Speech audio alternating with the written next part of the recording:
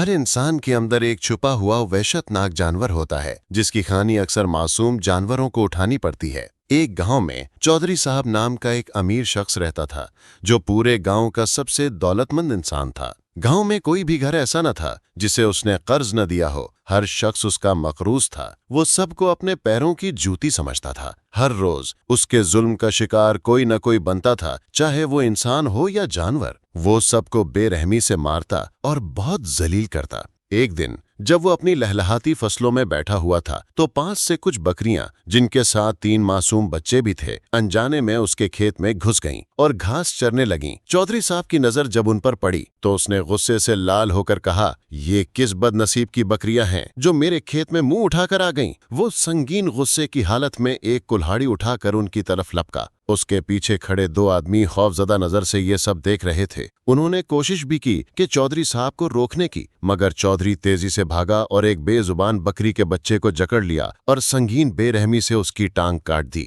और कहने लगा, अब भाग के देखा। बच्चा बेचारा वहीं तड़प कर मर गया। माँ इंसान की हो या जानवर की, माँ तो माँ ही होती है। वो ये मंजर बर्दाश्त न कर सकी। दोनों माँ और बच्चा हमेशा के लिए खामोश हो चुके थे। चौधरी ने खौफनाक हंसी हंसते हुए बोला, ओए मेमनो, क्या तुम्हें भी मरना है? वो बच्चे जान बचाते हुए वहां से भाग गए। सारे गांव में ये दर्दनाक खबर फैल चुकी थी कि आज तो चौधरी साहब ने जुल्म की सारी हदें पार कर दी थीं। हर आंख में आंसू था, मासूम बच्चे और उसकी माँ के लिए, मगर उस चौधरी के ताकत और जुर्रत के सामने कोई कुछ न कर सका।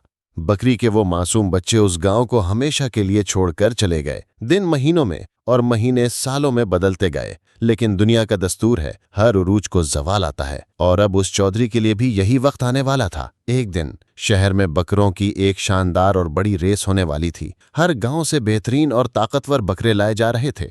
चौधरी को भी इस महफिल में बुलाया गया था।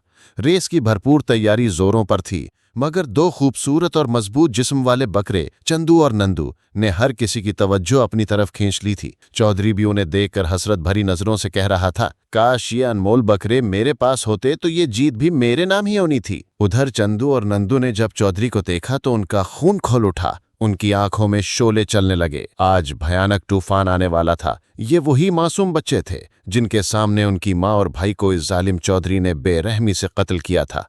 आज जुल्म के इस किरदार का भी आखिरी दिन था जिसका उन्होंने कई सालों से इंतजार किया था।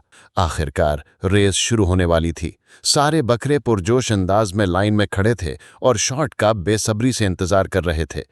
जैसे ही रेस स्टार्ट हुई, दोनों बकरे तीर की तरह चौधरी साहब की तरफ भागे।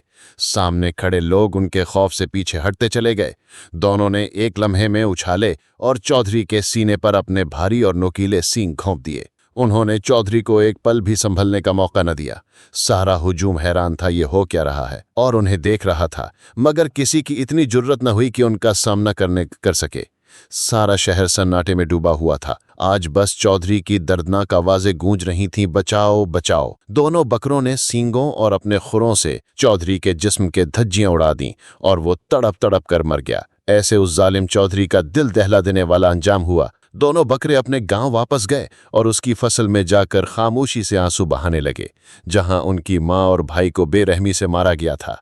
सारा गांव आज इस इंतकाम पर खुश था, मगर चंदू और नंदू दोनों गहरी सोच में खामोश थे। उनकी आंखों में इंतकाम की ठंडक थी। ऐसी बहादुर माँ के बच्चों के लिए एक लाइक और सब्सक्राइब जरूर करें और आप कमेंट में बताएं क्या दोनों बच्चों ने चौधरी साहब के साथ ठीक किया।